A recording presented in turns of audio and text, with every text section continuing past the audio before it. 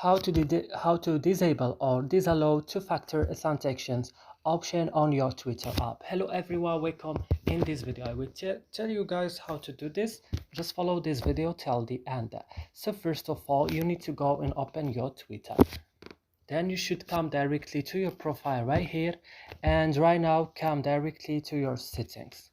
So on your settings, come to settings and privacy, and then you should come to your security and account access, and right here you have to click on security, and you will find two-factor authentication. Click on two-factor authentication like this, and here if you found something like it's enable, you have to disable it by clicking here and make it look like this, like I'm doing. So that's it in this video, guys. I hope it's useful for you. Don't forget to like, also subscribe in our channel, and see you in another video.